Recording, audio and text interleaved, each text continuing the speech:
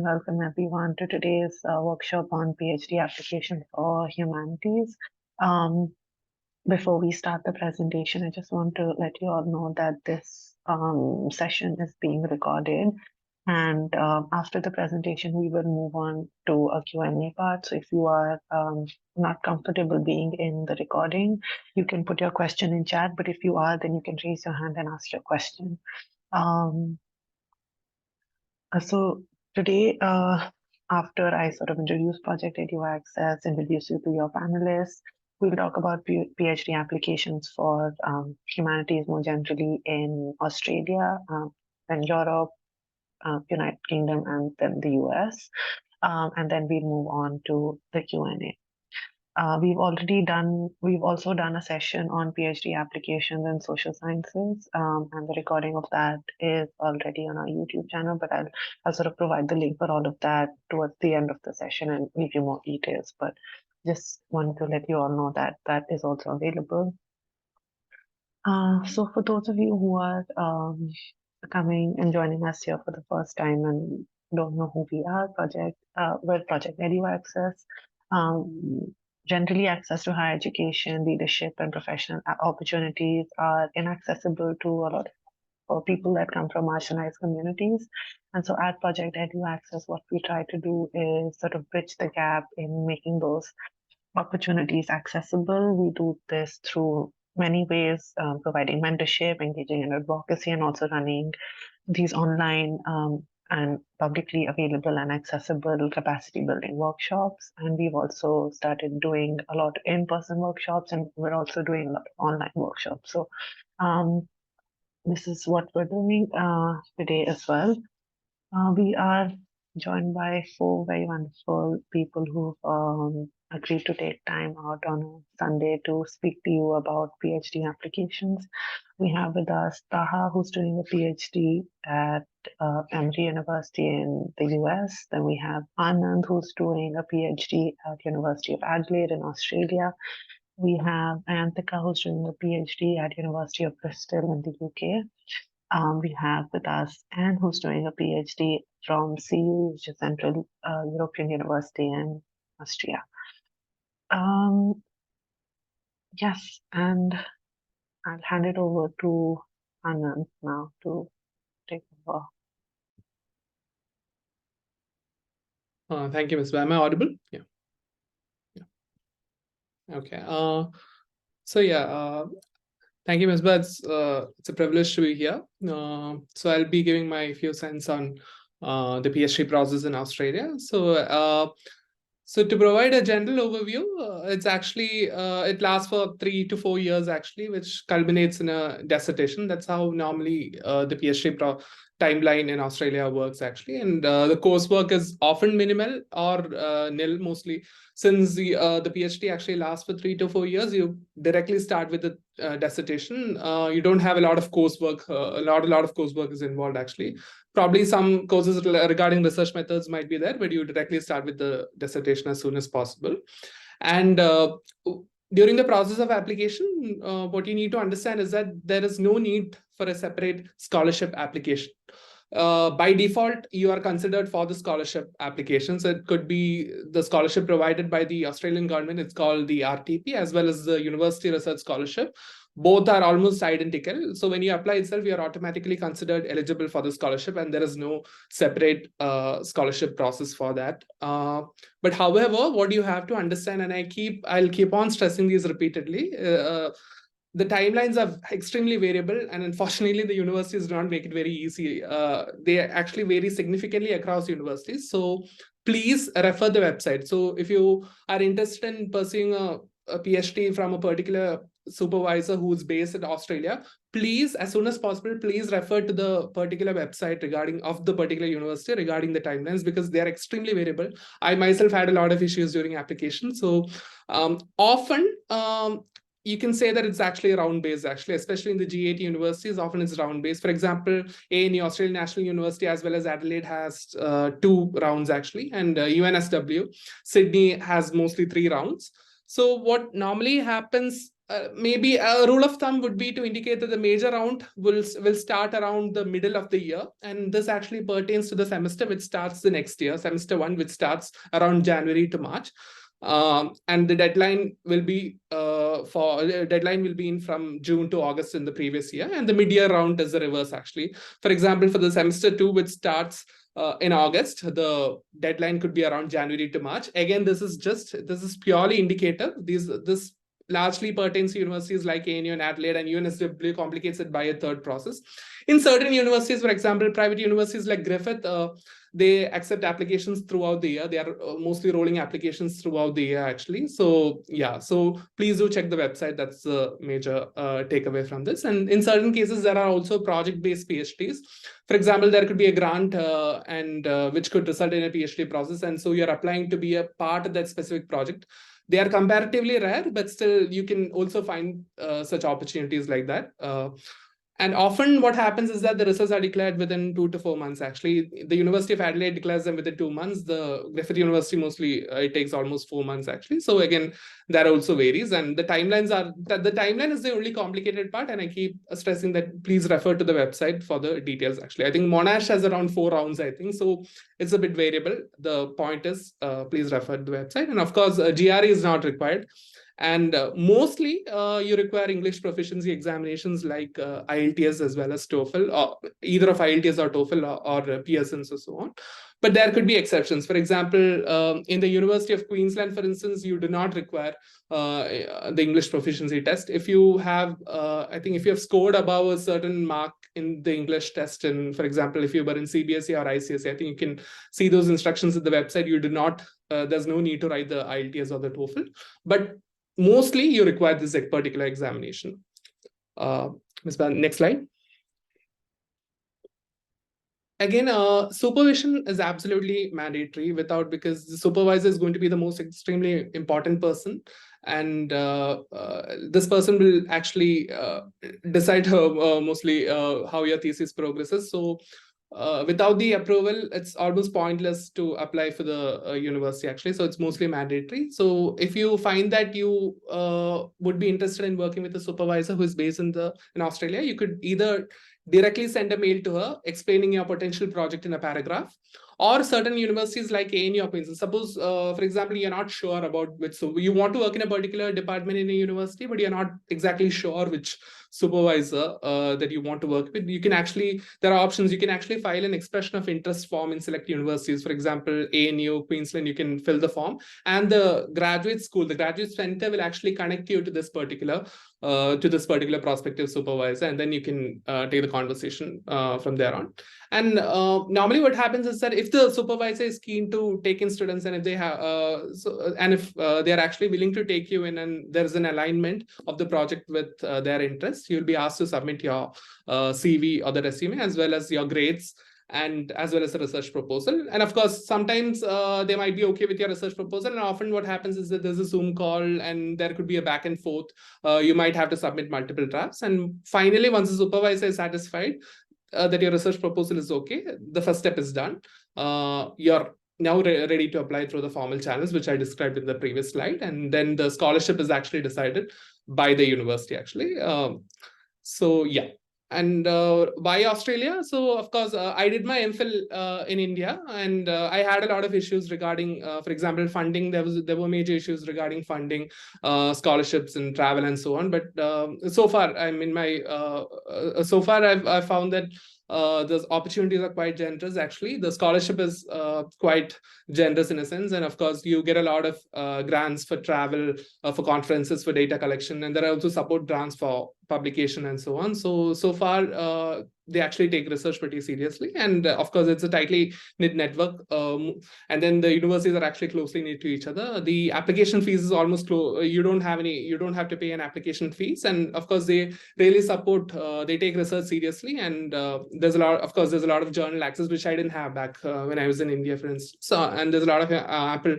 They are actually willing to support your research. There are microfilm readers, for instance, if you are interested in archival research. So they actually really do take research seriously, and they actually provide a lot of support actually to help your research. So yeah, the next slide, please. Regarding certain general tips, I think this is something I didn't do. This is something which I suffered through. That's why I maintain this. For example, in some of the universities, especially in Delhi, what I found is that it takes forever to get your documents. For example, I'd submitted my dissertation for my MPhil, and it took me months. For months, it was actually lying with the external examiner. It hadn't moved an inch, and I had to run from pillar to post. And I could only submit my application on the day of the deadline, actually. So, yeah. So please try to avoid that, because it's best to get your documents, almost all your documents, on time, actually, much before the deadline. And I guess it's best to start the conversation with the supervisor as early as possible. That actually helps you a lot, in a sense.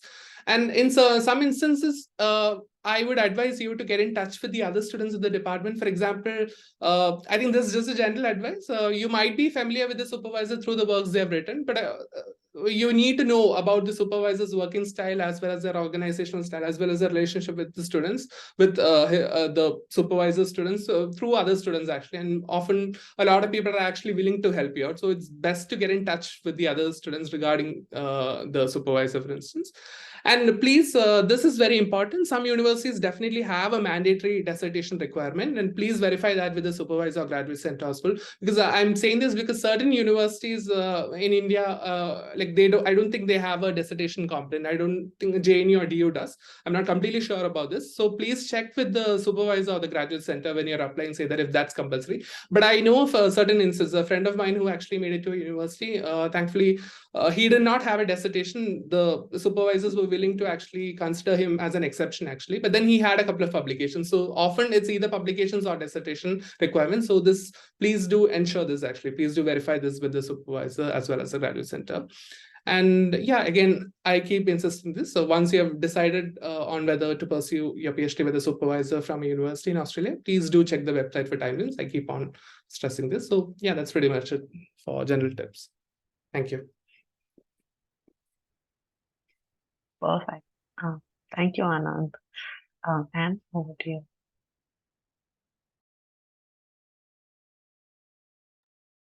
Hi. So, okay, I'm not really prepared, and I will not go at the speed that Anand went, because I'll be speaking impromptu.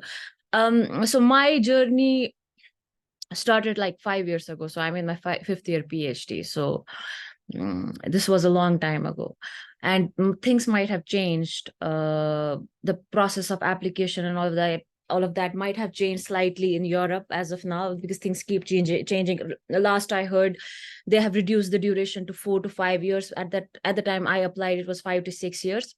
And my university is an American university in Europe, which is slightly complicated. So it differs from university to university as well.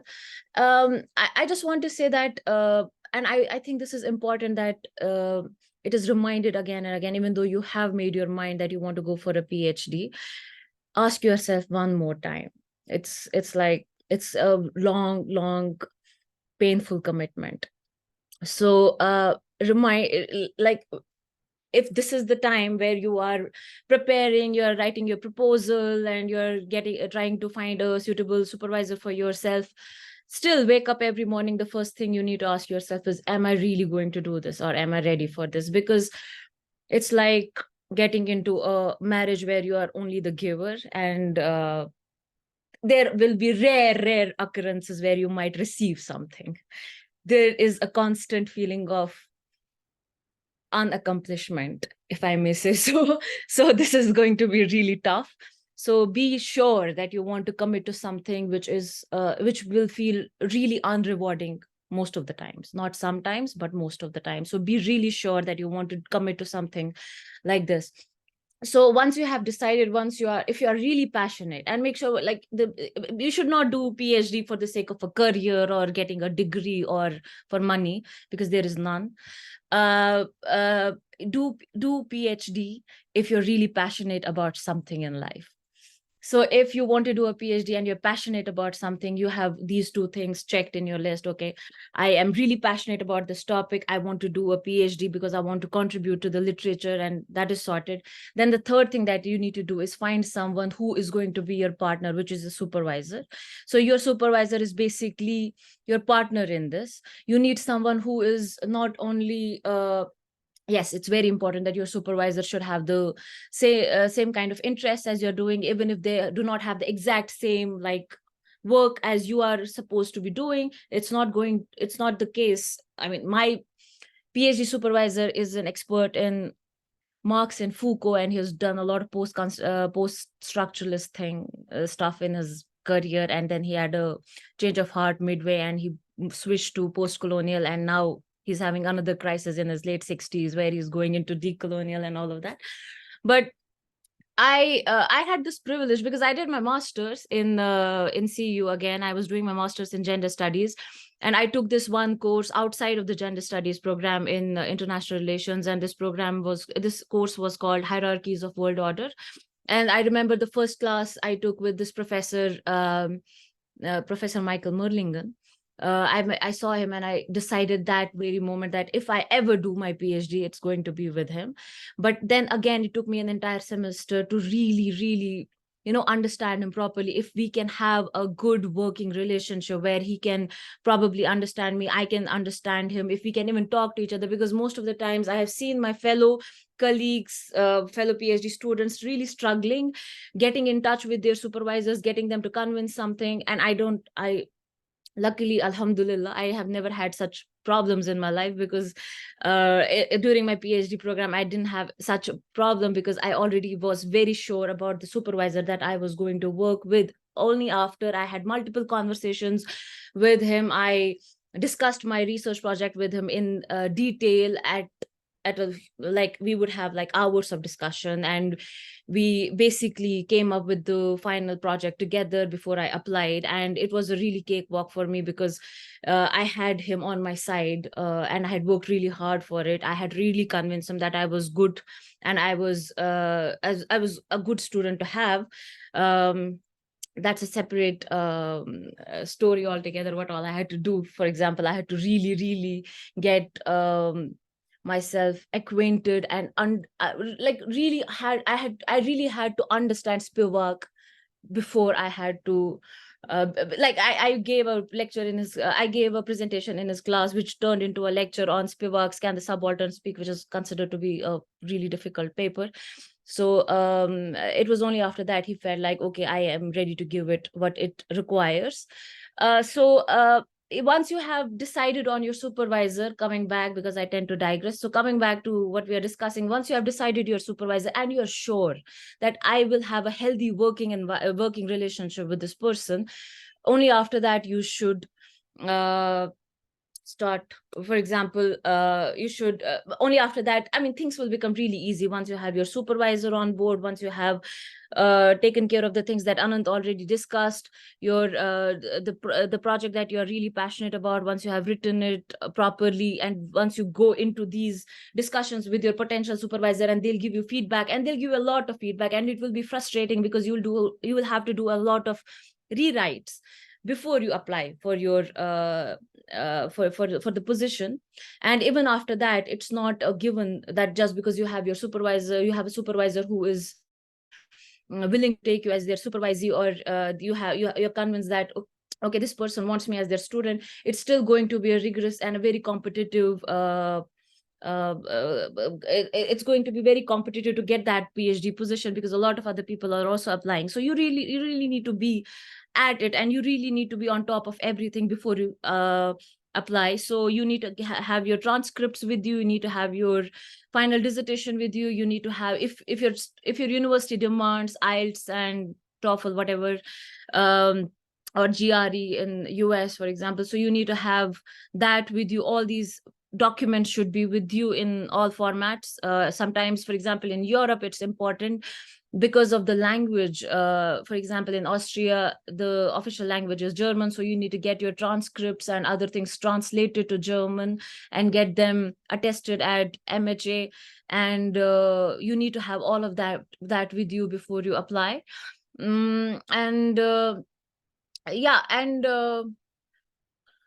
What else? So it will take you 5 to 6 years. Now it might be 4 to 5 years to write your dissertation. The first 2 years are rigorous coursework. You will have to do. You will have to attend a lot of classes. You will have to write a lot of research papers.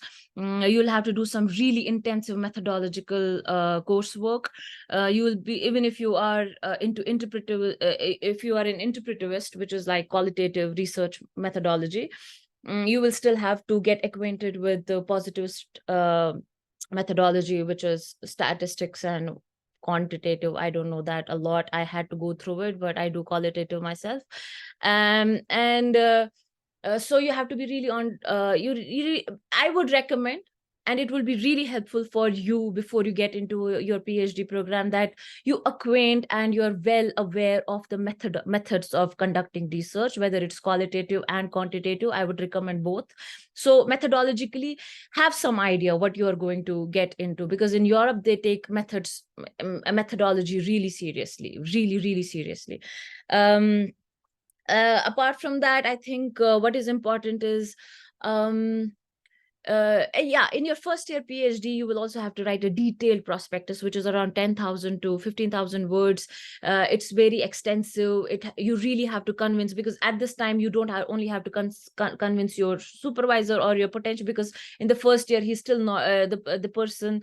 They are still not your supervisor. Even if they're guiding you, they're tentatively your supervisor. So but by the end of the year, you have to convince a panel of people that you are qualified enough to transition into a PhD candidate from being a PhD student, because in the first year you're just a PhD student. So you have to transition into a candidature. You can only get your candidature after you pass your prospectus examination, and you have to write like a 10,000 to 15,000 word detailed proposal prospectus, we call it.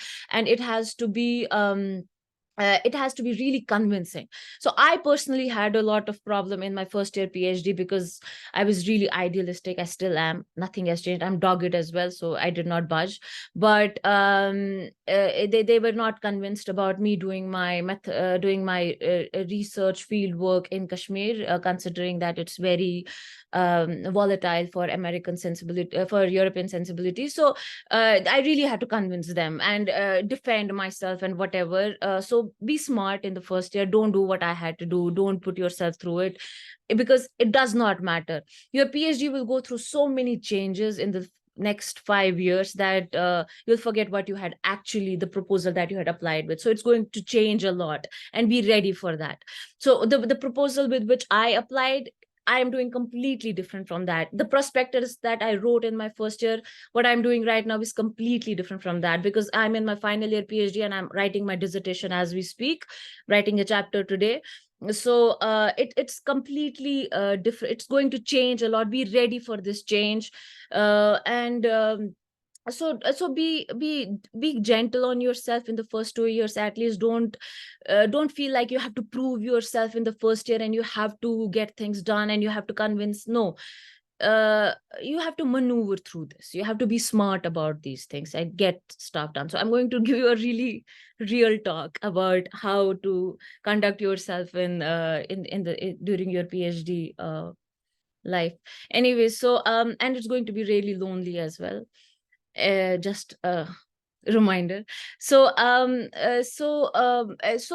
you have to write your prospectus, and after that you and your supervisor basically are on your own. They will fund you when you ask for funding. In Europe, they are really good about it. They will help you out. They will provide funding for travel, for conferences, for field work. It's not a lot of money for field work. That is one thing that Europe is not good at. So I don't know about USA or UK or Australia, but I think it's more money than Europe. Europe is really bad with research field work money. So not a lot of money there, but you can always apply for external funding. There are a lot of think tanks and research organizations and fellowship providers, whatever, they fund you. So while I was doing my PhD, I was also doing some fellowships, a teaching fellowship, research fellowship. They fund you on your like, it's extra work obviously, but it also helps you, in your craft, like make it better and all of that.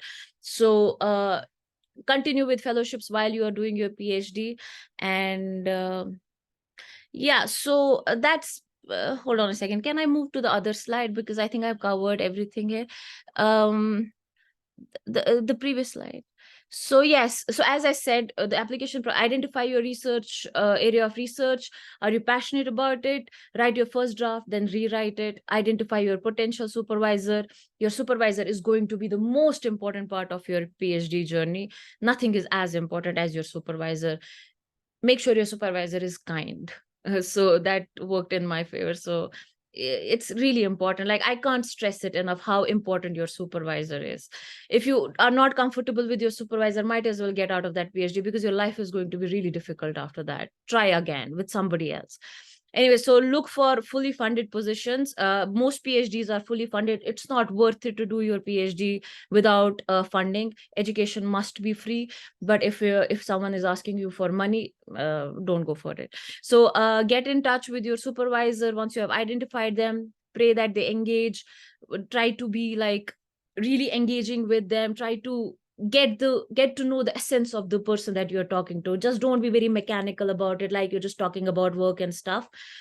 I think engage at a more deeper level, so that you get a sense of whether you can work with them for the next 5 years, because 5 years is a long time to commit to somebody. Okay, so take their feedback and show, like, I would recommend. So this is something that I've learned in the last 5-6 years, including my master's, is that be very humble, full of humility while you're doing your PhD. It's important to put your head down and not be really like, as I would say cranky about things. Like, if someone is giving you feedback, even if you do not agree with the entire feedback, use the good parts of it, and be very like humbly reject the parts that you're not comfortable changing about your application or about your proposal, and rewrite again, then maybe again, and then before your PhD process opens, like they open the application portal, you should be ready with your proposal, you should be ready with the transcripts, everything should be with you. You cannot possibly worry once the applications are open. Okay, now I'll go for TOEFL or IELTS and I will apply for transcripts. It's going to be a mess and it will drain you. And then you start your application process. Okay, can we move to the... thank you. Okay, so yes, as I mentioned, your supervisor is the most important part of your PhD. Choose your supervisor very wisely. Write to your shortlist. Okay, so I think I have covered your CV is important. Write good CVs. So I don't know, I am not sure. This is something I've struggled with Kashmiri students here, whosoever I have engaged with, I have had the privilege of engaging with. One thing that I felt that we do not get trained for enough is how to prepare your CV. You have to be very smart about your CV. Your CV should not be long. That's a very wrong idea that we have like 5-page CV and suddenly it's impressive. No, the shorter your CV in terms of like how crisp and accurate and on point it is, the better it is for the people who will be reading it. Because if you're going to write paragraphs on one position, nobody's going to read it. So you want the person who's reading your application, you want them to really read and be interested in your CV. So if you're writing your CV, be smart about it. Write on point, like to the point points. I don't know how better to articulate it. Like, be short, accurate, crisp, and on point in your CV, and try to make it smaller. Even if you have achieved a lot, still like mention everything, but only expand or elaborate on points which you think are really important and should not possibly be ignored. Okay, and then take feedback seriously from... Okay, so while you will be in the process of finding your potential supervisor, you will come across like 10 supervisors. For example, you'll talk to 10 people who could potentially become your supervisors, and all 10 people will give you a lot of feedback. So learn to filter down the feedback, which feedback is really important to take, but do not ignore any of those 10 feedbacks that you get. Sit with all 10 of them individually and work on your draft, and believe me, it will become really good, and you will be successful, inshallah. Okay, all of this should be done before the applications are open. So Europe, why Europe? Because yes, they have really decent funding. You are taken care of for 5 to 6 years of your PhD program. The application fees is almost nothing to very like my university charges 30 euros for like 5 applications, which is something I think a lot of people can afford, and a lot cannot also. So but some universities in Europe don't charge anything either. And honestly, the reason why I said I can't think of anything else is because well, it's always us from the so-called, as much as I hate the term, global south, traveling to the global north looking for an opportunity, and uh, might as well get opportunities in home and never have to leave here. So Europe, because it's I don't know how well to say it, but majburi, maybe, I don't know how to say majburi in English, but maybe that's why Europe. There's nothing else I can add to that. Thank you, and sorry for taking like going here and there in between. Thank you so much, Anne, for the reality check. You're making me question my own decision to do a PhD.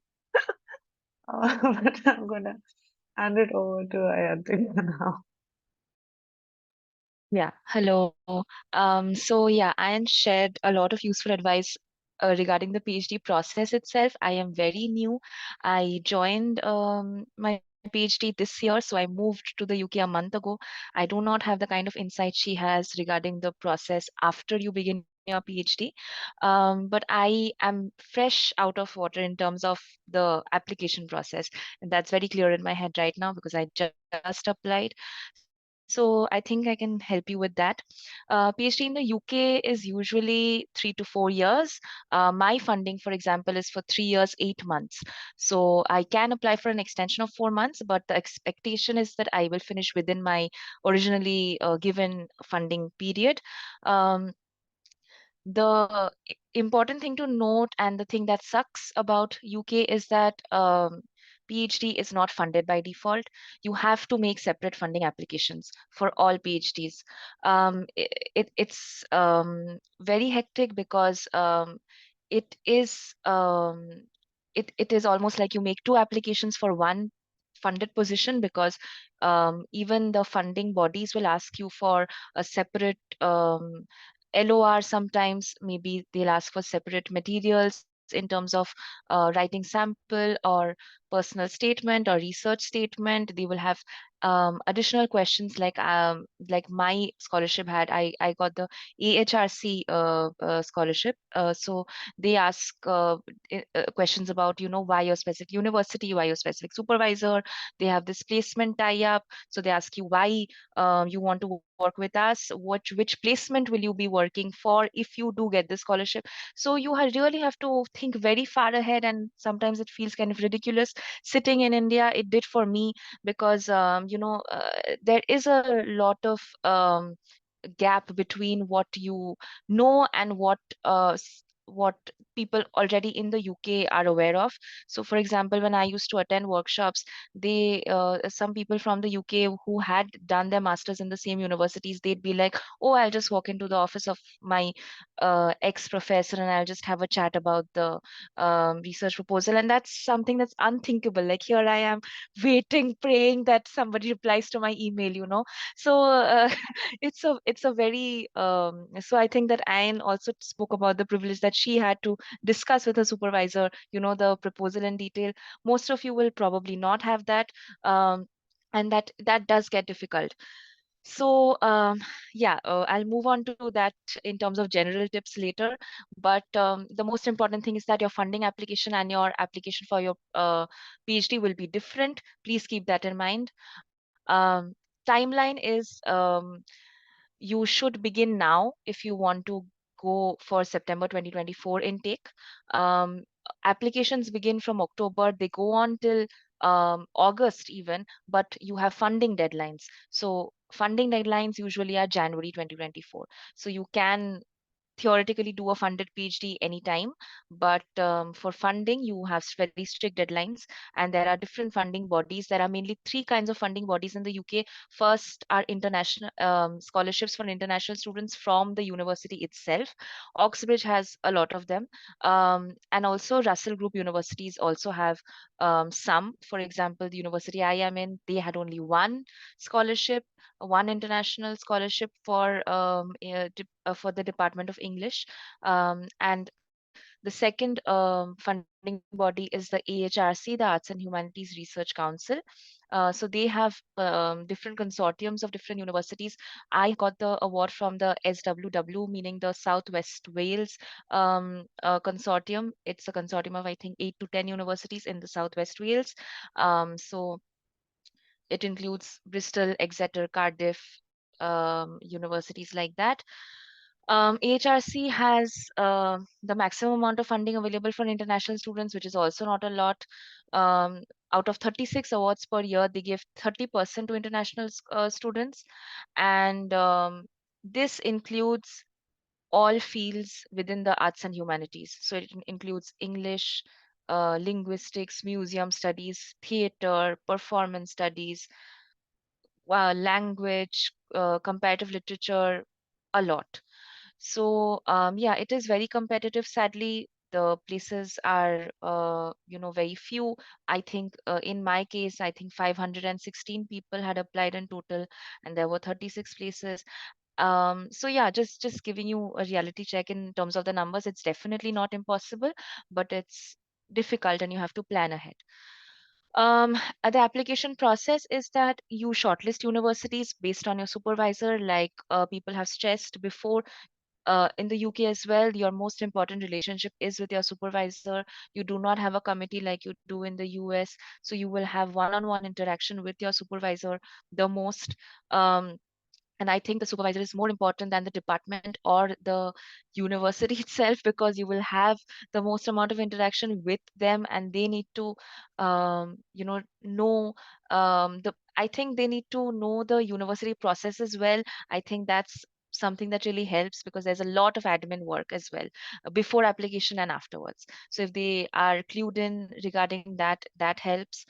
You should arrange all necessary test scores, SOP, research statement, and personal statement. Three very different pieces of writing. Very shortly, SOP is almost like a research statement plus a personal statement, where you write about your research, but also about who you are and why you belong to that university. In my experience, UK mostly asks for a research proposal and a personal statement separately. That's what I had to give. So my research proposal, which was around 1,500 words, was only about my research, and I had to attach a bibliography with it. My personal statement was only about my personal achievements, who I am as a person, why I think I fit in to the university, to the UK, to higher education in general. Um, Transcripts, again, depending on your home university, arrange them in advance. For me, I did not really have to give transcripts. I could use my grade cards, but that's because my grade cards were very clear about the course and the grade. Sometimes you might need transcripts, so clarify that with each particular university. For LORs, please ask Indian professors in advance. They're not very good with LORs in my experience. You have to keep reminding them again and again. You have to I don't think they really see it as as a part of their job. So you really have to, be very patient with them, and plan ahead. And the third thing is that you have to prepare for funding applications separately. So university funding applications might have separate requirements. AHRC certainly has other separate requirements, and not all AHRC consortiums have the same requirement. For example, for my consortium, I had to apply to the funding before, and then I will apply to my university. But for many other consortiums, you will have to apply to the university first. You have to be offered a place, and then you can apply for the funding, which is why it's important to apply early, because you can't apply for the funding unless you have heard back from the university, which can take up to a month to 2 months if you're applying during the Christmas period. So I advise you finish your applications in October if you want to hear back by end of November. Can we go to the next slide, please, Ms. Pa? Yeah, so GRE is not required for the UK. You do need to provide IELTS or TOEFL, but it can be waived off in some circumstances. It differs from university to university, so it's best if you ask them. Regarding approaching your supervisor, yes, your supervisor is the most important person during your PhD. But again, it's like a shot in the dark. I didn't know my supervisor at all. I just emailed, I think, 10 people who I thought would be good fits for me. And again, in terms of fit, I mean that they need to have a general interest in the broad area that you're interested in. It doesn't have to be a specific PhD process or even your specific niche, because that can not work out in very good ways sometimes. And yeah, so they need to be good people, they need to be kind. But the sad thing is that you won't really know until you are there. uh, uh, but in general, I think that they have a basic level of professionalism. I think they are held accountable by university, so I think that helps. That they are legally obliged to meet you once a month in my case. So they can't ghost you. And you can go to people if that's happening, so that system is in place. But regarding whether they are kind, whether they're supportive, what I did when people showed interest in my work was that I had to track down students of theirs, and I had to email students, and I had to ask them, can you spare 15 minutes? Can you just send me a voice note on WhatsApp, whatever? Can you just tell me how your experience has been so far and what you would advise? So mostly a lot of your PhD process will depend on the kindness of strangers. That was my case, because you just reach out to random people and be like, can you please answer some questions? And in most cases, they will be kind enough to do that. Yeah, so after you have reached out to your supervisors, after you have narrowed them down, you shoot a preliminary email saying that I am this person, I am interested in this field. Are you taking on students? Your first email has to be just as short as that, because in the first email, you're just figuring out whether they are at all taking students that year, whether they have places for students that year, whether they are interested in your broad area anymore, whether they have plans of being in the same university for the next 4 to 5 years. That is also very important. If they are very unhappy and if they're looking to switch very actively, you will be in a mess if you comfort them and they leave. So that is the main purpose of your first email. So don't elaborate on your first email. Don't send your research proposal in the first email. Hear back from them. Once you hear back positively, then you can send your research proposal, send your CV. If they give you feedback, great, use that. In my case, I got no feedback. It was a little strange, but I don't know whether it was due to the paucity of time or whether they thought that it is okay enough to just pass for now, as like in the application process. But I was not really asked to change anything at all. So if you are asked to change anything, then as Ayan and Anand said, take their advice very seriously, sit with it, see what you can incorporate, see what you can do away with. And if you are not getting responses from them in a week, follow up. If you are not hearing back even after a week, I think you can move on to people who have responded, or find some other person, because usually a week to 2 weeks is the timeline by which they should be responding, because they do check their emails quite frequently. But yeah, and then can we move on to the next slide, please? um yeah, so why the UK? Can you go to the general advice slide? Was it afterwards? Yeah. So the general tips I wanted to cover first. Um, f the thing is, you should begin very early for the UK. I did not. I emailed supervisors last September, October, and some of them told me that I am already late in terms of them taking me on as their candidate and them guiding me, because apparently there are people who email in June and July, and they decide in summer that they're going to work for next year, and that process is very long for them. So I was turned down by around 3 supervisors who said that you can come in for the next cycle, we will take you on for the next cycle, but for this cycle you are already too late. So it's best if you begin early. I don't want to scare you. I started in September, October, and it worked out this year for me, but it's better if you plan early. And you have a solid research proposal. That's your most important thing to win funding in the UK, because let's be real, if you get into a university but if you don't get funding, you probably won't be able to go. It's insanely expensive. You have to pay like 20,000 euros a year as your fees, and cost of living is crazy here.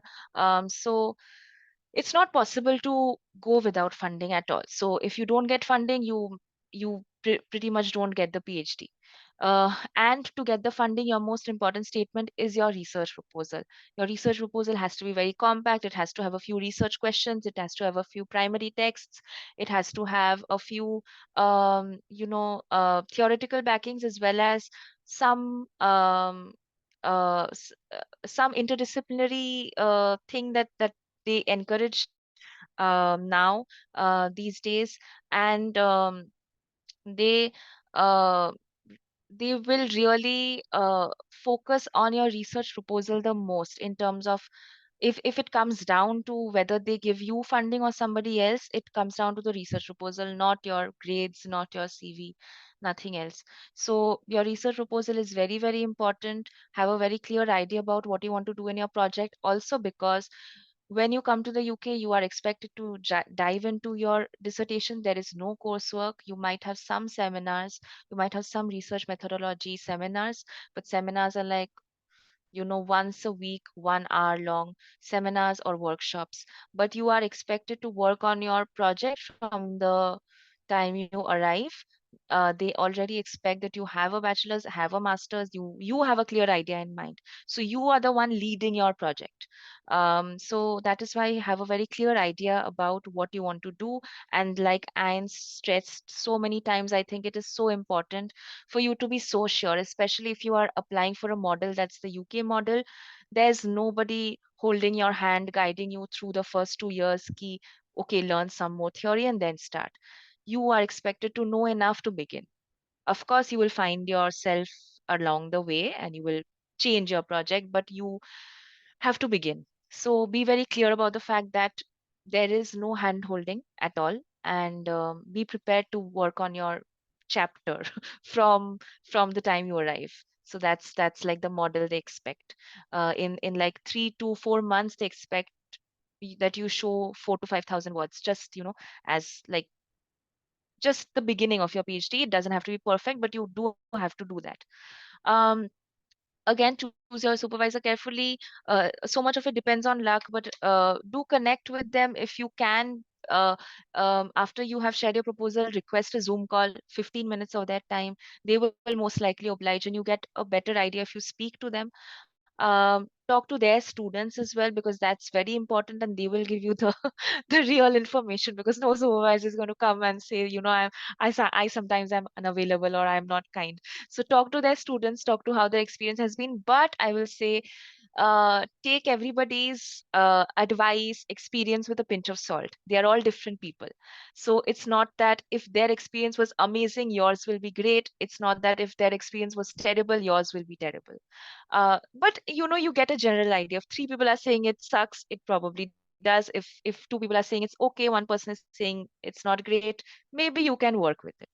So that's what you sadly have to rely on, and uproot your whole life and come to work with this one person, because you won't really know much more than that before you arrive.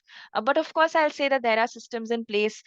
If you have a lot of difficulty with your supervisor, you will get support from your university. At least in my case, there are very well defined systems in place. You know whom to go to, and you know what to say to articulate your problem.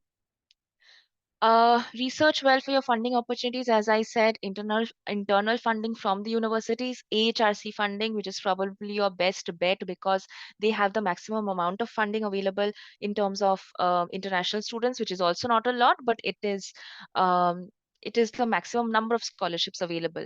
And third, that is declining every day are external bodies. There was this body called Wolf's Son, and when I was applying last year, I saw that they have discontinued PhD scholarships. They will only support master students from from my year. So there are some external bodies that do fund scholarships, and you will find most of this information in the fees and funding pages of the universities that you check. But yeah, external scholarships are difficult and going down in number. Your best bet is HRC. Your second best bet is your university scholarship. But again, I'll say that's difficult because there are people who have been studying their bachelor's and master's in the same universities who will also be applying, so they do have an unfair advantage. So your best bet, again, for me, I would say is HRC. Check for minimum or additional requirements. Not all universities will want everything. Some universities, in my case, wanted a writing sample, some did not. Please note down funding deadlines very carefully. Try to finish your application a little earlier than the deadline, especially in case of funding, because you might have technical difficulties. And I will say, in my experience, UK email administration is not great. They take up to 5 days to 2 weeks to respond to an email.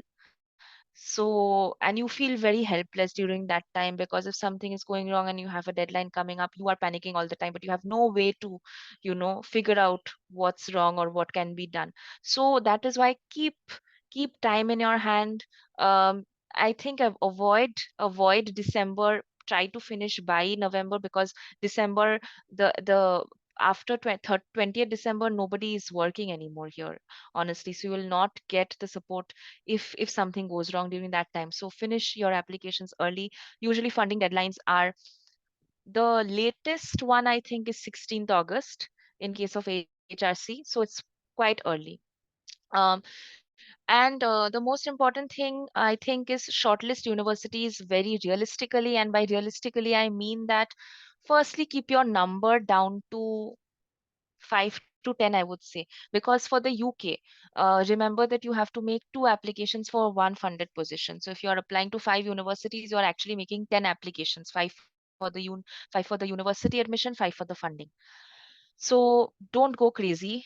It might seem like a good idea to like apply to 20 places and then feel like, okay, one I will surely get, but it's better to have 5 good applications rather than 20 applications that you could not spend a good amount of time on to really clarify. Um, and yeah, connect with PhD students of the universities that you are interested in. They will give you the most amount of realistic advice, because they are where you want to be in a year's time. So they will have the most amount of accessible information. That really helped for me, because again, when you are talking to a student in that university, you get to know a lot more that you don't know. For example, I got to know of like a few lectures and seminars that happen in the university in our department that I didn't know of because it was not on the website. And then I could write that in my personal statement and say that, I want to join this university because I know that these are events that you also do that I think would be very helpful for my research. So, things like that also help your application, because the university, it is at the end of the day a business. They want to know that you are going to do good for them, just like they are giving you something in return. They are giving you funding in return. So you have to sell yourself. You have to say that I am a good fit for you, and I also will help you in these ways if you take me on. So yeah. And is there a slide that I missed, that I didn't cover? Okay, good. No, Okay, I'm that's done. Thank you. Yeah. okay. Thank you, Ayantika. Taha? Hello, everybody. Thank you so much for staying back to the end of it. It clearly shows that you're pretty interested in what you want to do and why you are here.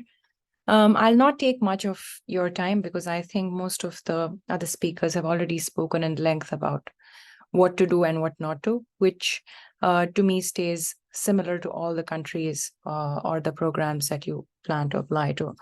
A few things that I will try to put up is, given the fact that US in itself does not look like a country to me, but a whole continent, so to say. We have around 50 to 52 states here in the US, which makes it too big and too vast for one to choose where they want to go. So I'll just divide my bit into 2 parts. A would be, how does a PhD program here look like? And the B part would be to look at timelines and stages of an application. Ms. Bab, could you move to the next slide? Okay. While others already said in detail about how does their PhD look like, I'm pretty sure for those of you who are intending to apply to the US already know that there's a lot of learning component in terms of really sitting in a class and doing coursework here when you apply to the US, which is to say, if you are into a PhD program, which is almost say like 5 years of minimum commitment to 6 to 7 years for some students, the first 2 years that you spent here are doing your coursework. When I say coursework, I mean you take different seminars, which have different credit components. Say, for an instance, 3 seminars a month, 3 seminars a week, which are say around 3 hours, 2 hours, or anything of that sort. And you try to build your research skills based on that. So there's a lot of learning that goes before you basically dive into writing what you really want to. For some, it might be good. For some others, it might not be. When I say this, for somebody who's already done a master's and is very sure that their pedagogy is completely good, the theoretical training that they have received, or the methods that they're already aware of that they would need to apply to their PhD are already very firm, and they do not need to learn here and there and just can do away with some seminars, as Ayantika said in her part. For those of you who do not really conform to learning in terms of new methods or theories in a very deeper sense, perhaps looking at other countries would also be a good option. However, for those like me, say for an instance, who really wanted to understand theoretical concepts or really understand how to do research, perhaps looking at the US is a very good option in that matter. The first 2 years, as I said, will be spent on your coursework. Sometimes for some universities, it is just 3 semesters, or say 5 semesters for some, which would mean it would be a year and a half to 2 years and a half in doing your coursework, which then finally culminates to you writing your comprehensive exams, which are based on the research that you would want to partake in the next stages, and you decide your committee, which not other countries that others mentioned have. We have a committee of say 3 to 4 people, who includes our main primary advisor and other 3 people who are also our advisors, but not our primary sources of contact, so to say. So we get to engage or speak with more people than what people in the other universities have to do.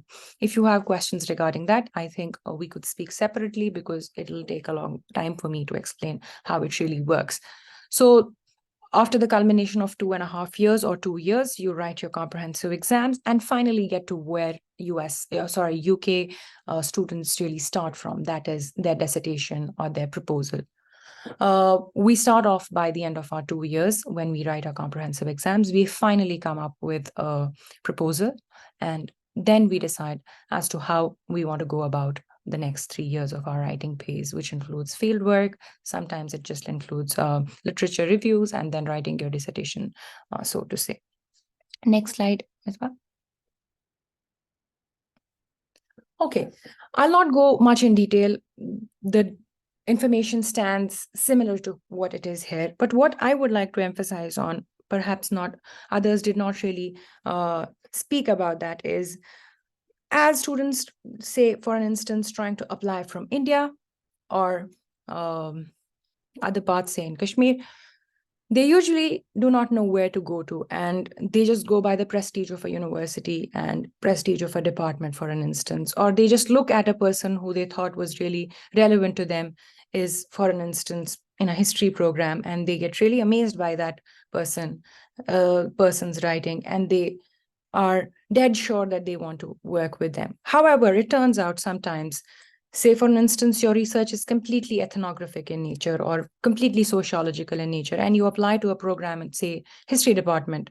The methodology that history department requires is lot more different than what you would want to write. So that hampers your decision of how and what kind of information do you want to give in your thesis. What my personal suggestion would be to look at a professor, look at the university in terms of what you think will benefit the kind of work that you want to do. Do not just go by the craze of looking at ABC university or ABC professor and then end up regretting as to where did you land up? Because I don't think I need to explain much in length and detail about how difficult, how time consuming, how lonely, how problematic it can become if your supervisor or the department that you're at, or even, so to say, the university that you're in, you do not align well with the interests of others. Looking at that would be very good. Looking at the kind of research that a particular supervisor does, and then trying to approach them is very good. Besides that, what US usually requires, and I think in particular, every university that you apply to, you should perhaps look at, is to see if there is a diversity in the professorial community that you're applying to in a department, so to say. When I say this, what I mean is, for an instance, you will apply to a department of religion, and there's this one person that you want to work with. It's just this person who works on the area that you want to work on, and nobody else is in the department. That leaves you in a disarray, because US really requires you to have a committee members, or not even committee members, but you do not have somebody else to go to if you have certain problems with your supervisor, or even change your supervisor, so to say. So looking at a vast array of supervisors, not just supervisors, but committee members or academics who are working in your particular area of interest, with perhaps different strands of pedagogy, or say different strands of their approach to how they approach the particular study that you're doing. It is usually useful. When I say that, perhaps trying to write to your potential supervisor after you have shortlisted or identified the universities is a good decision. Usually the timeline to write to them in the US starts from somewhere around the start of August up until the end of October. So if you have not written to them yet, I think it is a wise idea that you get done with it by the end of this month. This is a peak time of our academic year, and I think supervisors are really responsive during this time. So writing to them, telling them about their research, telling them about your research interests is very important. Do not go by long emails and tell them everything and each and every information about you. Just express your interest and try to make a subject body in such a way that it engages with their work and, of course, with your area of interest. Looking at your statement of purpose, it is different from how universities in the US, in the UK, or I think Europe have. We do not have to go by a proposal, as I said in the beginning. We only do it after we are done with our coursework. So the first thing that we have to do is to write a statement of purpose. And when we think of statement of purpose, it does not necessarily have to be, hey, look, I started my schooling from this school, and then I enjoyed it, and then I did ABC things, and I was a leader. It does not have to be that. It has to show in a way that, hey, look, this is my research interest, and this is how I think my life was formed or shaped around it, and this is how I think I developed an interest to it. Might not necessarily be you being 6-year-old and you having a divine inspiration that you want to do religion, and you saying, I was always interested to do religion, say, since I was 6. Maybe it would be something that just came to you while you were writing something, while you were writing a paper for a class, or while you were in your master's program. It does not necessarily have to conform with the number of years that you've been desperately wanting to get into, but the number of texts that you've engaged with to show that, look, I am really interested in what I want to do. So you have to tailor it according to your academic biography, as they call it. When I say academic biography, I mean to say how academically your trajectory was to get you to where you are right now, and why you want to apply to a particular department. This includes your personal engagements with the subject that you want to explore, and it also includes your academic engagements with the subject that you want to explore. So it is your creative part wherein you can link together different things to speak about your interests. Looking at the writing sample as we see, for instance, if you've already done a master's program, I think most of us will already have a thesis. If you think it is good enough and it links to what you want to work on, it should not be entirely different. It should not be 100% similar to what you want to work on, because you're doing a PhD to explore something else. So looking at a writing sample which you think defines best quality of your writing in whatever ways or capacities you think it is, submitting that would be important. Sometimes theses are say 70 pages, 100 pages, you do not necessarily have to submit that. Departments have a requirement, maybe submitting a chapter out of it, the best chapter that you think you have, submitting that, giving an abstract before it, and telling what this research thesis was all about. And this is the chapter which includes this thing. Choosing that would be very useful. More often than not, students usually do not focus on writing samples as much as they focus on personal statements and other things. But I would suggest that whatever kind of writing piece that you have informs the interests of not just your advisor, but the committee who is reading it. Because in the US universities, it is not just the one's yes to get you into the university, but it is a full consolidated body who sits in the room, and they decide who is it that they want to take for this year's cohort, which ranges from, say, 2 people to 5 people in a program, depending on what university you're applying to. Language requirements, I don't think I'll be able to comment on it better because I have already done a master's program in the UK, and they were kind enough to waive it off. And to apply to a PhD here, I just had to show my previous master's degree, which was in the UK. So I didn't have to sit for any language exam. But I'm pretty sure many universities, if you tell them that your primary language of instruction back home was in English, and your university back in India tries to give you some sort of a certificate, I think they are pretty accommodative with that. Since last 2 years, I think GRE was something that universities really waived off, but I think it has been introduced back again. So looking at these requirements and seeing if there's a waiver for a GRE yet or not, or if there isn't, then applying or sitting for it, perhaps right away before you apply for your application. Or sometimes you can also ask the university saying, look, this is a lot of money that I'll have to invest in. And I'm sure if I'll even get into your university that I apply for or sit for a GRE. So I might as well do it later. But it's always advisable that you speak to the department administrators of the program that you're applying to.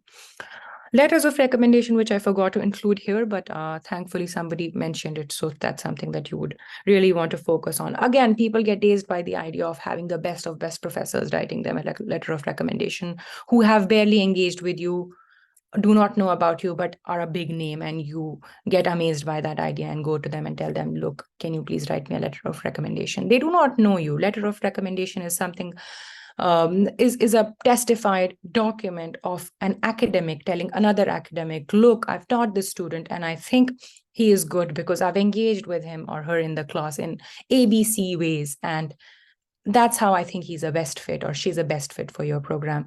Looking at that is very important. It could be any professor, an academic in whatever capacity, being an assistant, being a contractual, being a associate, or even being a professor. An academic is an academic. So having to do with a professor who you think knows you well enough to testify on your behalf as an academic, how you can be as a future academic, is much more important than any other thing. So looking at a good person to write your letter of recommendation would be good.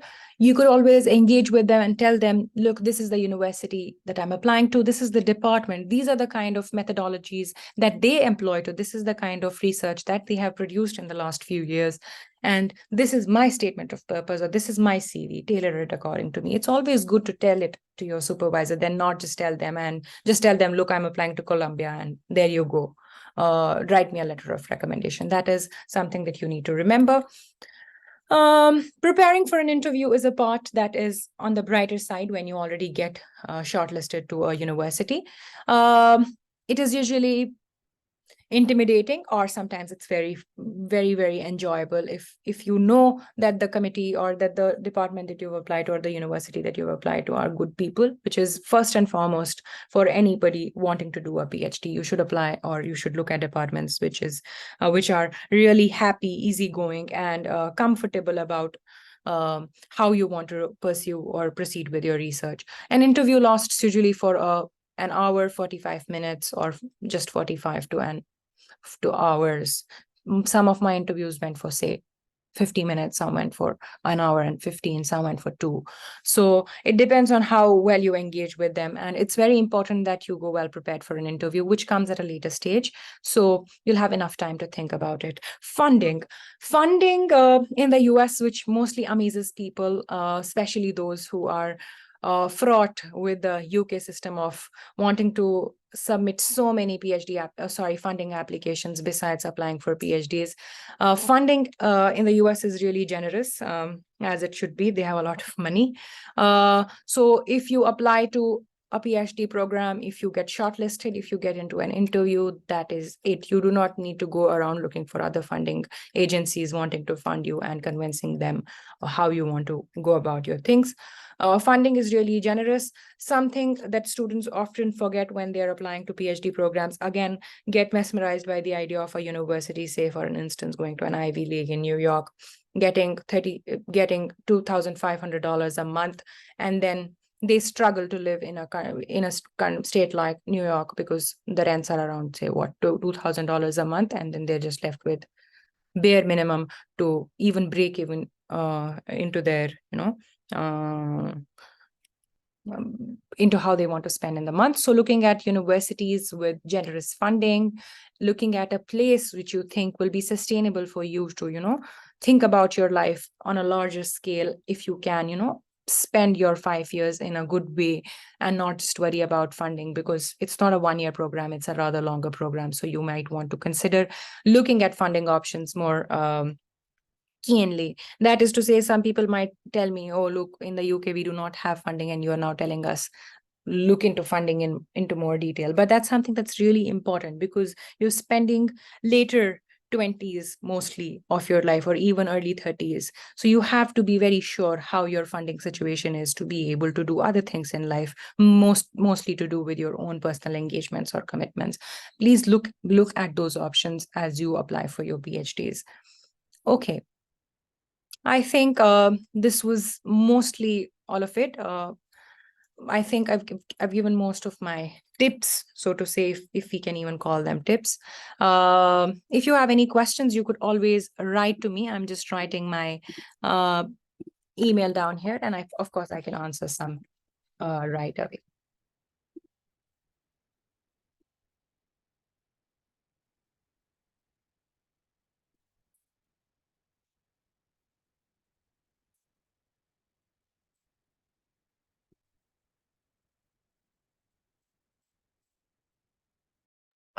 Okay. Perfect. That was really wonderful. Thank you so much, all of you, for being so comprehensive with your presentation and sort of speaking about your experiences. We'll now move on to the Q&A part of the session. We have a few questions in chat, but if anyone wants to raise their hand and ask a question directly, you can do that as well. So there's one question in chat I'm going to speak out, and then Zahra will come to you. So someone's asking, I did my master's in Europe, and I have not been working in academia since, but more action research and projects in my field. How important is it to have previous academic experience while approaching supervisors? What are they looking for in candidates who approach them? Anybody wants to take this quickly? Can I quickly say? Yeah, and Go ahead. you are Okay. fresh. Okay. No, I thought I'll just take this up because my trajectory was similar. I worked for 2 years before applying for a PhD. So I completed my master's in 2021. Then I actually worked with PwC in brand and communication. So what I did was I spinned my experiences in a way in which I could somehow connect them to my PhD proposal. So it wasn't a very direct link, but I could say that, impactful writing, concise emails, just like condensing information, looking at a lot of data or research, and then just streamlining that, and then planning a newsletter or planning a communication, whatever I did, I tried to spin it in a way where I could say that what I have been doing so far has also added to my PhD application and will make me stronger as a PhD candidate. That's how I tried to frame that narrative. And about whether it's important to have previous academic experience. So, if you mean in terms of publications or conferences, I really don't think so, because the understanding is that as a PhD student, you are a very early career academic. Um, so, it's okay if you have presented at a few conferences. It is not expected you will have a publication. I did not. And I did present to 2 conferences, but one was just an internal conference in my university, and other was another conference. So I don't think the expectation is that you have to. It's good that you, if it's good if you do have it, but it's not mandatory in my experience. All right, thank you for that, Ayantika. I think there's one question that relates to like the difference between an academic SOP and a personal statement, and I think Taha did respond to this and answer it in a way that what are the things you need to cover in your statement when you're applying for a PhD. But does anyone have any other thoughts, or is it any different in your country's PhD application? In Europe, I don't remember writing an SOP separately, because I remember I had a research proposal and some LORs, and because I applied in the same university that I was also already in, so that made it slightly easier for me. I would say a lot easier for me, not slightly. So it was a good decision to go for a master's program there and then kind of apply for the PhD. But I don't generally think in Europe there is a separate SOP. You just need to have a really strong research proposal, because I think although my university is American, we have an American course system and all of that, but it's based in Europe. It's George Soros's foundation thing. Anyway, so Taha's presentation reminded me that we also have like a panel of 3 to 4. Like in my case, we have I have 3 supervisors, but I only communicate with 2 of them on a daily basis, like not daily, like regularly related to my project, because one of them is my co-supervisor.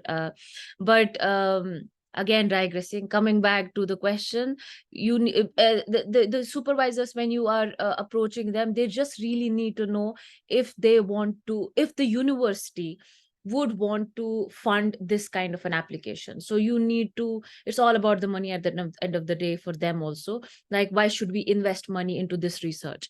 So your research project should be really strong. SOPs, I don't think are that important in for a PhD program in Europe.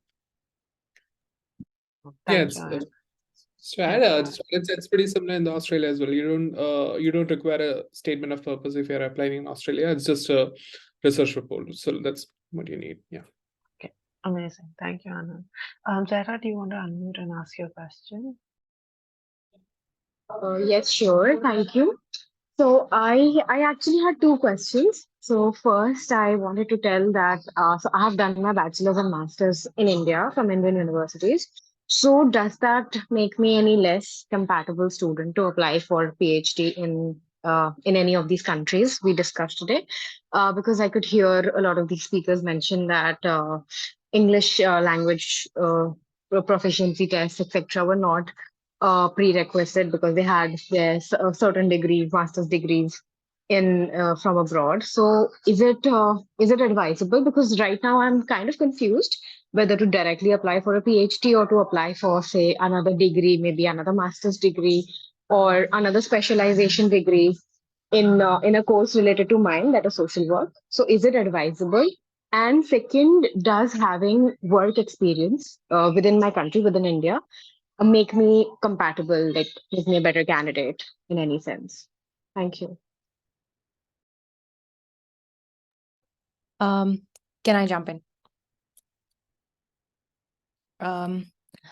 Okay, Zara, when I said I already had a master's from a university abroad, what I meant to say was for my PhD here. But in a sense, when I applied to a master's in the UK, I was already an Indian candidate, such studying in an Indian university, and that didn't make me any less. If anything, I thought my research training was good enough to get into a university or compete within a pool of international applicants or even local classmates, so to say. So don't get frightened by the idea of them asking us to give us ask from us a language requirement. This is a pretty colonial thing, so to think of.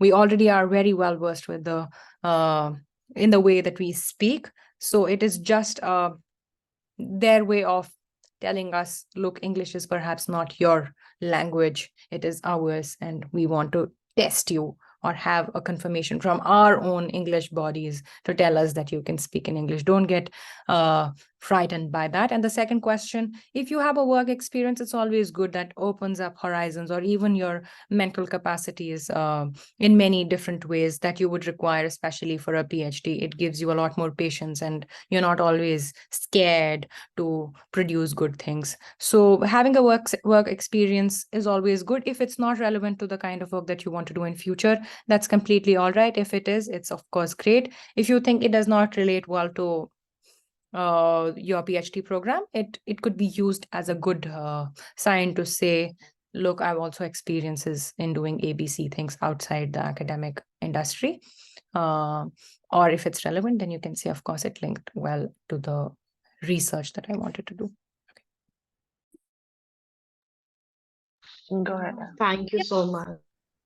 Can I just add to that, because this is from my experience being in a European university for over 5 to 6 years now, and I've seen the inside of it, like the PhD processes and how the professors talk about it in class, because we tend to discuss this. And at one point it was a huge point of discussion, because when a person from the so-called global south, or specifically, like if you look at in the geographical sense, not just the in the geographical sense, not just the academic idea of what a global south is, but geographically, if you look at like the South Asia or West Asia or the like the east of the West, like in that sense, when they receive an application from this part of the world, they do not look at it on, like, you have to be really at the top of your game to apply, because they will not take you if you are really good in your class.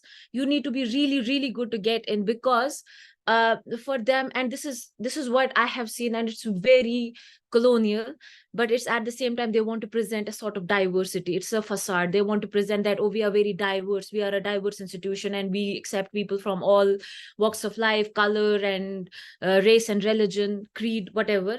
But it's not that. It's just a facade. They want to present a diversity. So most of the applications, even if they are really, really good applications, they get rejected. In European countries, I can't say about US and UK, in European countries, they get rejected even though they are really, really good applications. Sometimes I get puzzled, because I talk to a lot of students who are applying and they have really good applications and they get rejected. And why is that the problem? And then my supervisor once told me clear cut, he said, this is because they do not want to have this whole they do not want to worry about their visa applications, getting their residence permits, getting them here, and kind of like situate them here in that sense, physically, because it's a lot of problem, it's a lot of work, and they want to kind of not deal with it. It's very racist. The entire application process in the West, in the European countries, with respect to people who look like us and talk like us, is very racist. And do not get disheartened if you get rejected from 5 universities out of 6 that you apply, because most likely it's not that you're bad, it's just that the institution is really racist and they don't want to deal with it.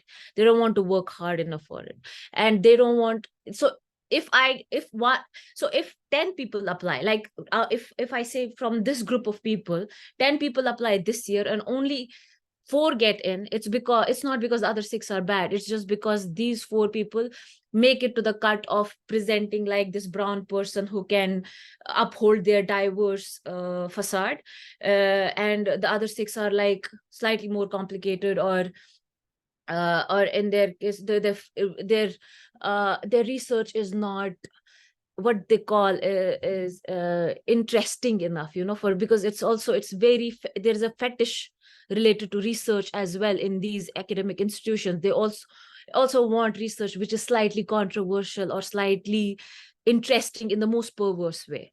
It's not something that's always like, it's not research for the sake of research.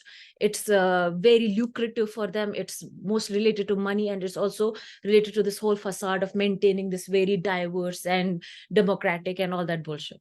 So don't get disheartened. The whole premise of shifting geographically or academically is very corrupt and problematic to begin with, and I have been a victim of that. And whatever the reasons have been, whether because I have been in Kashmir and I'm basically, because of my research, I'm unemployable in this part of the world, but whatever it is, whatever the reasons are, this is very perverse to begin with. The whole entire concept, the premise of uprooting yourself and moving to another geographical space just for legitimization and acceptance is very perverse and problematic to begin with. So we really need to rethink and reevaluate why we are doing what we are doing in that sense.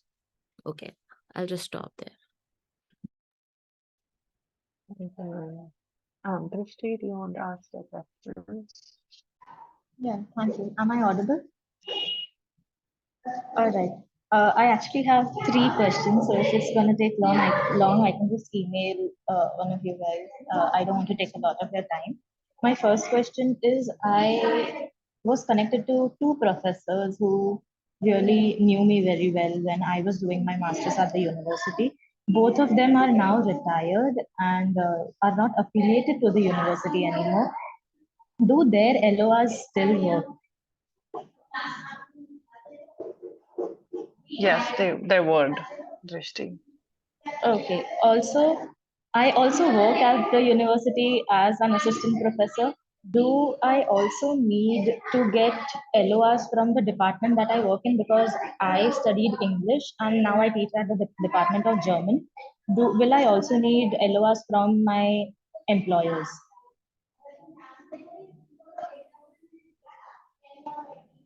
Okay, I see different reactions from Anand and Taha.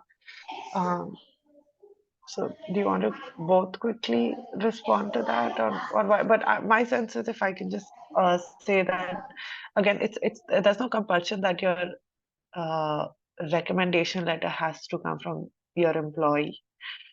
It's only if you feel like they have, especially I think for a PhD program, if you feel like they're able to comment on specific things and that's what you want to showcase in your application, then yes. But I think other than that, since more focus is on academic referees, I guess the professors should be fine and you can sort of ask them. But I don't know if it's necessary, especially for a PhD application. But if anyone has anything else to suggest. All right. Thank you. Also, I just wanted to ask, while you are doing your PhD, are you allowed to work in that country? I'll just quickly respond. As an international student, most of the countries allow you to work for a minimum or maximum. Minimum is whatever minimum you think of, but maximum of 20 hours. Sometimes PhD programs in your university limit you to working for 10 hours, but yes, you're allowed to work. All right. Thank you. Thanks a lot. It's been really informative. All right, thank you, Drishti. I know we've crossed the time that we scheduled for this session, and the girls has to go. There are a few questions in chat, and maybe I can just club them so you can all sort of respond to each one of them. One, do all PhD acceptances depend on interviews? I know Taha spoke about interviews, but is there an interview process in each of your sort of university or country as well?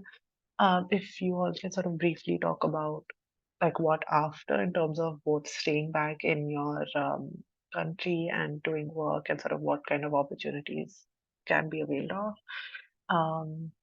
And I think this is an interesting question about interdisciplinary work and whether sort of that's encouraged or not, and sort of how do you navigate that? So maybe each one of you could respond to that.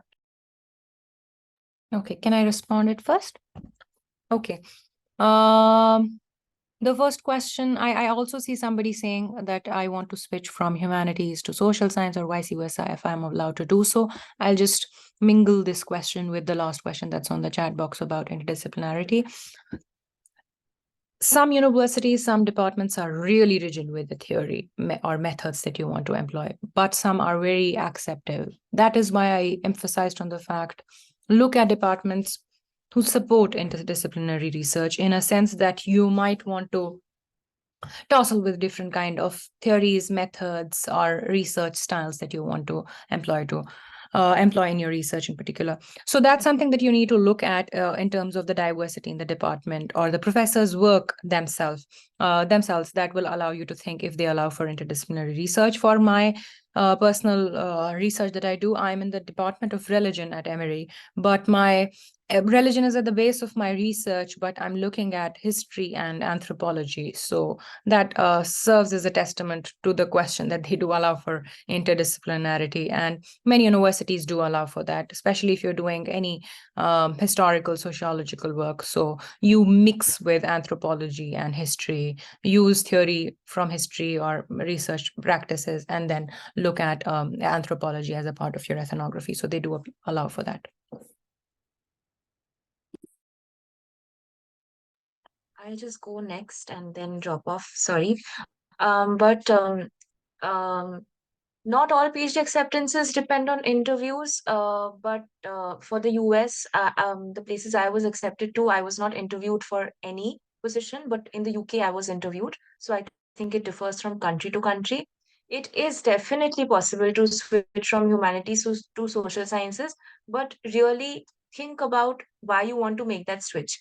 Because, for example, I also had this moment of crisis where I thought that my work is going to be very ethnographic. Should I look for an anthropology department or a communications or a media department instead of an English department?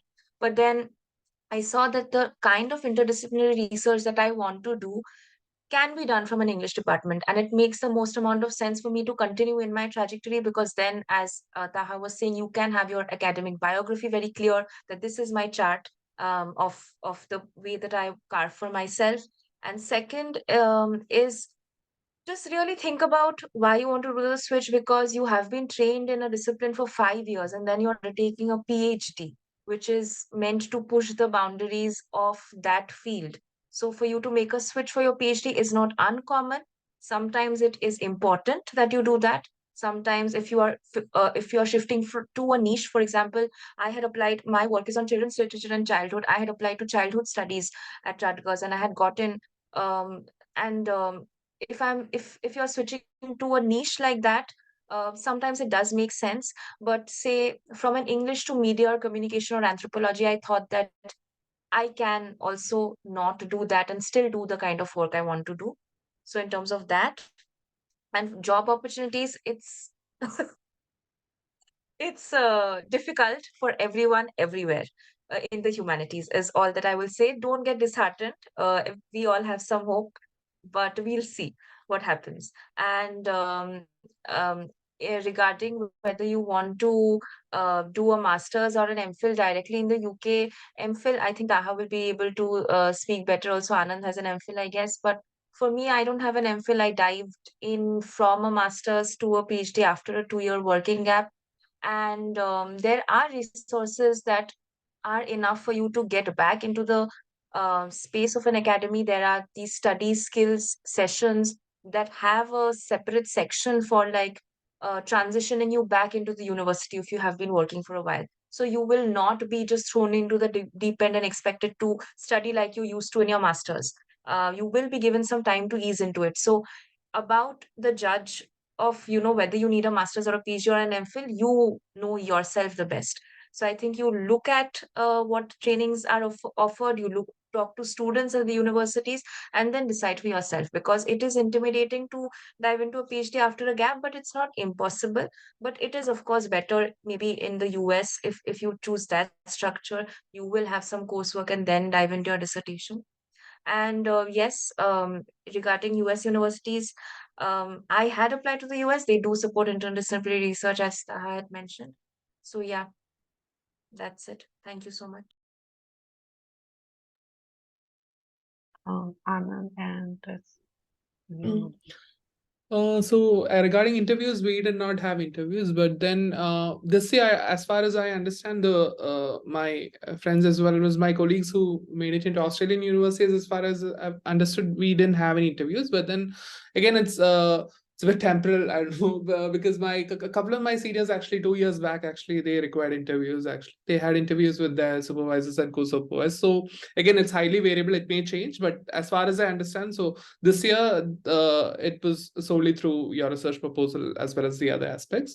And then, of course, regarding the interdisciplinarity, I think that's something which personally I would advocate as well, because thankfully my supervisor has been, I think the only comment that I think I was applying in international relations and I was adopting a perspective, the only comment that she gave for my research proposal was not, let's move out of international relations. It's one of them. It's a shockingly underdeveloped discipline. It's a terrible. So just move beyond that actually. So sometimes I feel like it's anything but IR that I'm doing actually. It's completely sometimes all over the place, which I feel is a personally great thing actually.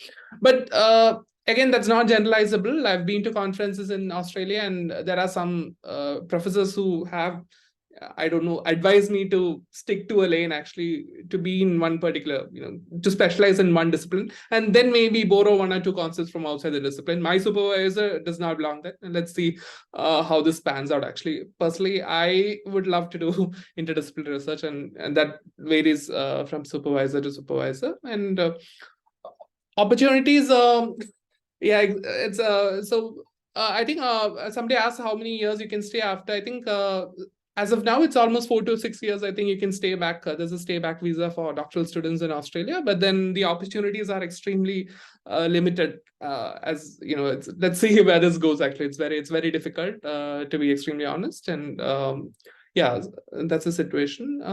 Regarding my MPhil, I think the question was specifically on the MPhil in the UK. I had a different context. I was preparing for UPSC for 2 years actually, and and then so there was a gap over there. It was the worst 2 years of my life, and then I came back, and and then thankfully there was an MPhil program in India then.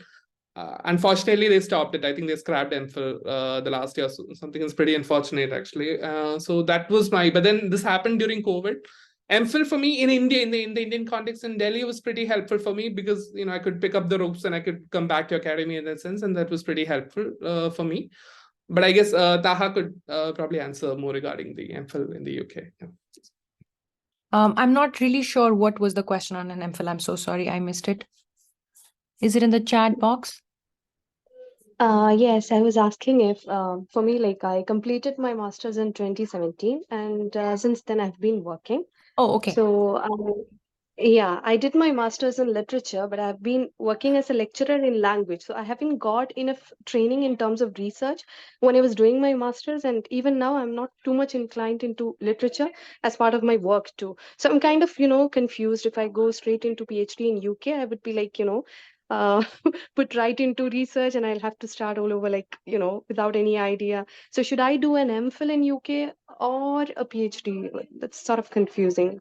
It is ideal for you to, if you can just look at the UK, it would be ideal to perhaps take a gap of a year and do some research, go back to what you learned in your master's on your own rather than just going to another application. My personal suggestion would be that, and then applying to a PhD program and not wasting your time studying or writing an application for an MPhil program, because MPhil programs anywhere in any part of the world, especially in the UK, are very scarcely funded. So you might end up putting yourself into some trouble of not getting funding and then feeling disheartened. My suggestion would be to sit back, look at what you learned through the last few years, see if you can make anything out of it on your own, and if you can find your niche, and then directly apply for a PhD program.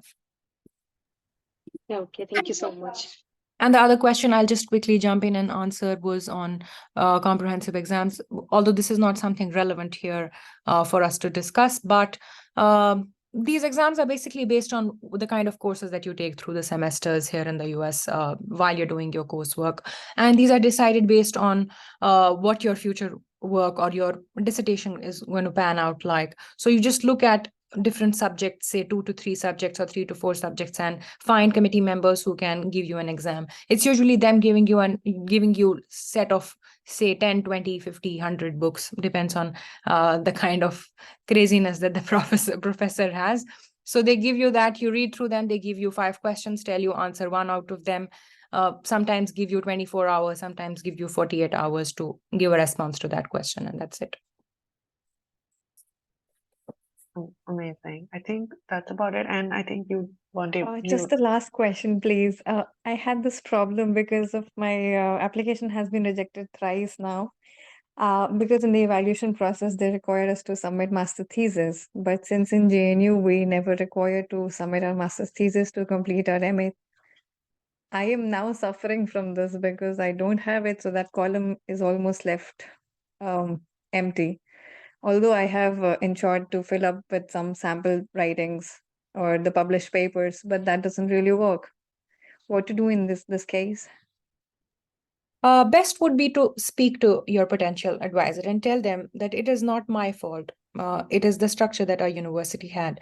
Is there an alternative to look at it? Because many universities that I know of, some people apply directly from a bachelor's and do not have a thesis, but just have a writing sample from the past. It's best that you speak to your advisor and tell them, is there a way or a loophole that we could look at and try to fit my problem in there, because that should not really limit your application or limit your acceptance based on if you have a dissertation or not. Write to them. I just wanted to go back because I think there was a question related to the interview. So in my university, yes, there are interviews, but I'm not sure if that is the same for every university in Europe, because the application procedure in CU is slightly different from other European universities because it's again an American university there. And it's pretty, I mean, for me, I remember it was easy. They were really nice, and like they have to maintain this civilized image that we are very nice people and talk softly and all of that. So it was really nice. But I would recommend when you reach to that stage where you are giving your interview, be honest, be confident, because you know your work more than anybody else. They are going to do not feel intimidated that, oh, they know more than me, and what if they catch me somewhere and all of that. No, that's not going to happen, because you know your research. This is a PhD program interview. You're not sitting for UPSC, for example, where there's a definite answer to a question. So just be confident, just be very vocal about your opinions, about your approach to your research, and do not feel intimidated at all. I remember, and this is something that I say everywhere, and I think it's important, that when I was giving my interview, there was one professor from Florence Institute who's also affiliated with my university, and he asked me this question, and this is exactly what he said, quote unquote. He said, at the risk of sounding really stupid, why do you think you should be the one doing this research? And to that I answered, I would rather do it myself than have some white European dude come in and do it on our behalf. And he just laughed, and he was like, that's the best answer. And that was it. But this is not an original answer. I just want to remind everybody that this has been going on for a very long time. It is our responsibility to reclaim our reality and be the ones to do our research. And that's why I really encourage everyone who comes to me to get into academia, to change the discourse, to write in whichever possible way, and bring our own stories into the narrative. So it's very important that we also push our own discourse. So going back to the interviews, when you go for an interview, be very confident, because you know your research or your reality more than anybody else does. So yes, in most universities, I think in US, in Europe, and in UK, there might be interviews. That's not the case in Australia, clearly. But I remember, I'm so sorry, but I remember my older brother, who's also doing his PhD in Australia, he had an interview in Melbourne University. extensively. He's doing his PhD in fine arts. But yes, he was interviewed. So in some university, I think it depends on university to university across the world. But if you have to sit in an interview, there's only one mantra: be confident. They don't know more than you do. So that's it. Yeah, that's exactly what I was saying as well. I think a few years back, I think my senior in the same university, and she joined in 2020, I think, and she had the interview as well. But this year, as far as I know, none of me or my colleagues or a couple of them who made it into other universities had an interview. So I think it's changing. I don't know. That's why I think it's very. I think it Our depends seniors probably. Yeah, that's what I was saying. Yeah. Yeah. And I just wanted to quickly chip in on the interdisciplinarity aspect of your research. And I think this is in vogue. In social sciences, they encourage research which is interdisciplinary in nature, because again, this makes it very lucrative and very interesting. My research personally is very, very interdisciplinary, because my training has been very interdisciplinary. I have jumped from science to economics to conflict analysis and peace building to gender studies, and now I'm doing my PhD in IR. So it's very so it gets reflected, because PhD is literally the culmination of my entire academic journey so far. It's like what I have learned so far, and I'm trying to pour everything into it. I am in IR, but I write on grief, and I write on memory, and I write on dreams, that kind of stuff. So on the surface, it does not look anything IR. It looks like, what is this romantic BS? But yeah, I try. Interdisciplinary wise, it has history, anthropology, social anthropology, history, economics, even science. Like I have a chapter which is very physics oriented, and it's called the 3C problem. And then I have obviously IR and gender in it as well, because I'm trained there. So history as well, because one of my supervisors has a history background, and it's also reflecting. So I think if you have an interdisciplinary project idea, that is even more acceptable, and that is even better for you. Try to explore it, try to exploit it as much as much as you can. I will not exploit your research, I promise, but as much as you can, and apply. Yeah, thank you. Amazing. And I think with that, we should close this session that has been running for quite a while now. And thank you so much, Taha and Anand, for staying back and sort of answering everyone's questions and being so patient with it. Thank you, everyone who joined us today. I hope you found the session helpful. As I had said, the recording of this workshop will be available on our YouTube channel. I've posted the link to that on chat. I've also posted a link to all of the resources that we've developed at Project EduAccess that might be helpful to you when you're making your application document. So please, so you can go have a look at that as well.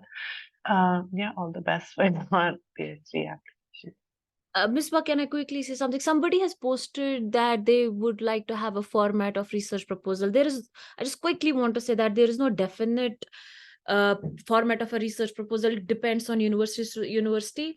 I think a lot of universities have very specific demand of what a research proposal should look like. They have also word limit associated with it, which I find really bizarre.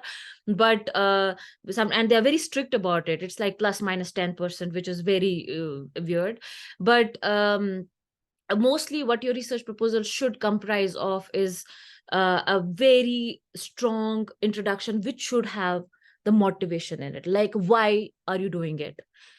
Because we forget, like we write all kinds of jargon and stories into our introduction without really going into like what is motivating you into doing this. So do ensure that your introduction is strong, and then you have a research question, your research methodology, and how this project will contribute to the larger literature. I mean, on the top of my head, because it's been 5 years since I wrote a research proposal, but from the top of my head, I think these are the 4 or 5 important things that must be in your research proposal: your methodology, your research questions, why are you doing this, and how it will contribute to the overall, like the literature, like the existing literature on the said topic. So I don't know if there is, very important, literature review. But writing a literature review is an art that you must learn during your master's. And I know Indian universities do not pay a lot of attention on how to write a literature review. So please attend some workshops, watch some videos, read some literature reviews on how to write a literature review, and that in a very crisp, shortened format should be a part of your research proposal. So literature review is very important. It took me a while to properly write a literature review, and I still don't think I have gotten it right. But yeah, that should be also the 5 things in your research proposal. Quickly. Sorry for. Good evening, ma'am. I just had the last question, please. Sure, go ahead. Ma'am, I'm Ishita, pursuing Masters in Political Science from University of Delhi. Actually, the problem I'm facing is that they're not teaching us how to write all of these things like proposals for term papers or research proposals. And I'm not able to make a very comprehensive understanding of all of these things. I find it like very, very complicated and I don't have any idea. So kindly please help me, like how can I help myself regarding all of these things? I'm looking forward to do PhD next year or like day after leaving next year. Can I answer to this very quickly because we are very late in whatever we are doing? Ishita, don't be worried because you're not the only person going through that. Most students studying in any Indian university, even in the University of Delhi, where perhaps some of us might have gotten their degrees from, they do not teach you these things. And believe me, even if you were studying in any US or UK university, they would also not expect to teach that as a part of your curriculum. This is something that you're supposed to do on your own. In the time and age that we are living in, we don't need to request help from any human being, so to say. You can always go look up online, look at the format of a research paper, a term paper, a research proposal.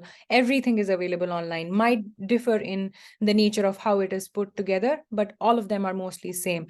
If that is not something that you can very well relate with, I think Project EduAccess does have supporting guidances and information. You could just look up the website, which Ms. Baz already put up in the chat box, and find supporting documents for your application, and you're good to go. Okay, thank you, ma'am. Perfect, great. And with that, we will now end this session. Once again, thank you so much, Anand and Taha, for staying back for so long. And thank you everyone for joining. I hope you have a nice rest of the day or night, wherever you are. All right. Bye, everyone. Thank you so much.